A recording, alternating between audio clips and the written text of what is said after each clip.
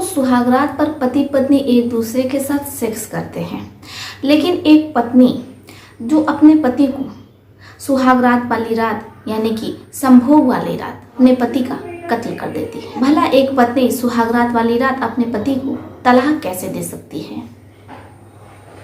दोस्तों, आपको भी बहुत आश्चर्य हो रहा होगा और उत्सुकता भी हो रही होगी ये जानने की, पूरी कहानी सुनने की। तो हम आपको पूरी कहानी सुनाएंगे कि आखिर एक पत्नी ने सुहागरात वाली रात अपने पति को तलाक क्यों दिया। लेकिन उससे पहले हम आप लोगों से कुछ कहना चाहते हैं। दोस्तों, हमारा चैनल नया है, आप लोगों के प्यार की सपोर्ट की बेहद ज़रूरत है। अगर आप चाहते हैं कि मैं आपका नाम अपने वीडियो में लूँ तो आप लोग कमेंट बॉक्स में अपना नाम हमें लिख सकते हैं।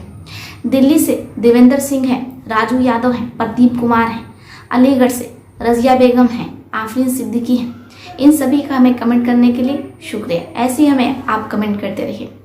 तो चलिए दोस्तों, शुरू करते हैं आज की ये कहानी। बने रहिए हमारे साथ अंत तक। शिल्पी जो पढ़ने में तो बहुत अच्छी रहती है और उसकी मानसिकता भी अच्छी रहती है। हम मानसिकता इसलिए बोल रहे हैं क्योंकि आगे कहानी में शिल्पी का बहुत बड़ा रोल होने वाला है, वो बहुत अहम रोल अदा करने वाली है। इसलिए शिल्पी बिल्कुल स्वस्थ रहती है, मानसिक रूप से, शारीरिक रूप से वो एकदम फिट रहती है। अब ऐसे में शिल्पी जब अपनी पढ़ाई पूरी कर लेती है तो माता पिता जल्द से जल्द शिल्पी का हाथ पीला कर देना चाहते हैं। शिल्पी के लिए वो रिश्ता खोजने लगते हैं। बहुत ढूंढने के बाद एक रिश्ता परिवार को यानी कि शिल्पी के माता पिता को पसंद आ जाता है। जो लड़का रहता है वो इंजीनियर रहता है कानपुर में।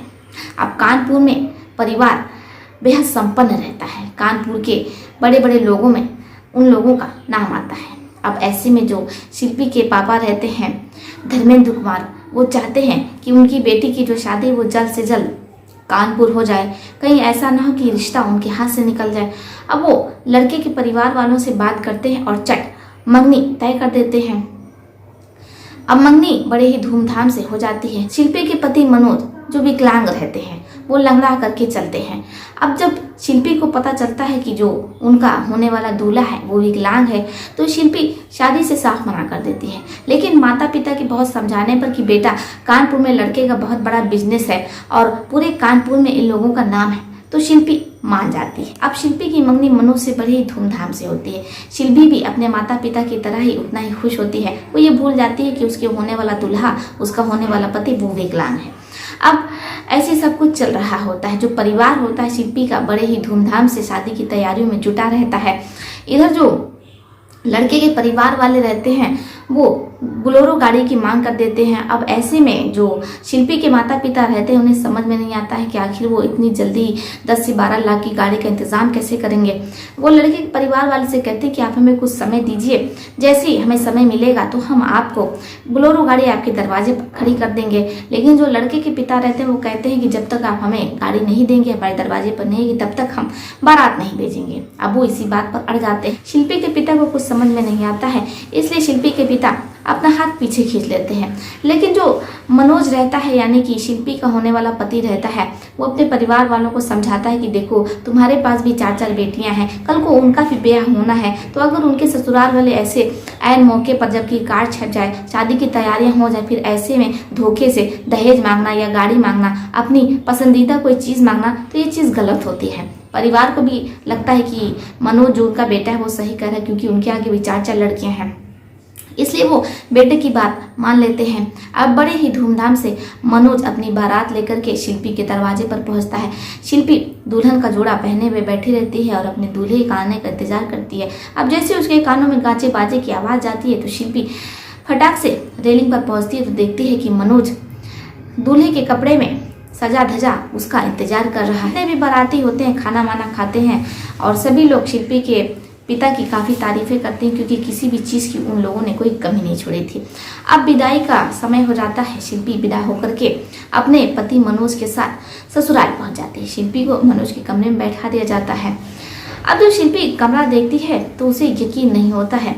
कमरा बेहद ही सुंदर सजा रहता है क्योंकि जो मनोज के परिवार वाले रहते हैं वो 25,000 दे करके कमरे की सजावट के लिए बाहर से लोगों को बुलाते हैं। अब ऐसे में शिल्पी को जो कमरे की सजावट होती है वो बहुत पसंद आती है और वो कमरे की सजावट देखती रह जाती है। अभी वो कमरे की सजावट देख ही रही होती है और इतना आलीशान मकान रहता है, बेहद ही खूबसूरत रूम रहता है। शिल्पी अपना होने वाला रूम टकटकी लगाए देख ही रही होती है, तभी उसे किसी की आने की आहट सुनाई पड़ती है।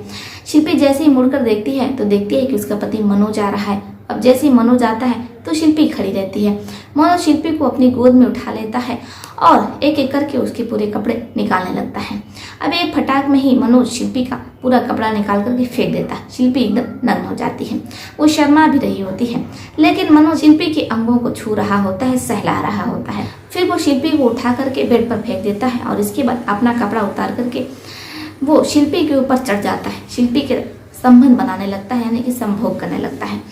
लेकिन कुछ देर बाद शिल्पी मनोज को अपने ऊपर से हटा देती है, क्योंकि शिल्पी को बहुत ज़्यादा अनकंफर्टेबल महसूस हो रहा था और उसे पति सुख नहीं मिल रहा था। शिल्पी अपने पति मनोज को अपने ऊपर से झल्लाते हुए हटा देती है, क्योंकि जो उसका पति रहता है वो पूरी कोशिशें कर रहा होता है उसके साथ सुहाग रात मनाने की, लेकिन वो शिल्पी को खुश नहीं कर पा रहा होता है। अब ऐसे में शिल्पी उसे हटा देती है अपने ऊपर से, और जब उसकी नज़र यानी कि शिल्पी की नज़र जब अपने पति के प्राइवेट पर पड़ती है तो उसका होश हो जाता है, क्योंकि वो देखती है कि उसका जो पति का प्राइवेट पार्ट है वो काफ़ी ज़्यादा छोटा है। ऐसे में जो शिल्पी रहती है उसके होश हो जाते हैं। सुहागरात वाली रात शिल्पी के और उसके पति से काफ़ी ज़्यादा लड़ाई झगड़ा होती है। शिल्पी अपने पति को ताने मारने लगती है और कहती है, मैं तो अपने माता पिता से पहले शादी के लिए मना कर रही थी, लेकिन मेरे माता पिता पैसों की लालच में आकर के आपकी शादी मुझसे कर दी। मैंने सोचा कि आप सिर्फ विकलांग ही होंगे, लेकिन आप विकलांग होने के साथ साथ तो आपका जो सामान है वो भी काफ़ी ज़्यादा छोटा है और मुझे पति सुख नहीं मिल रहा है।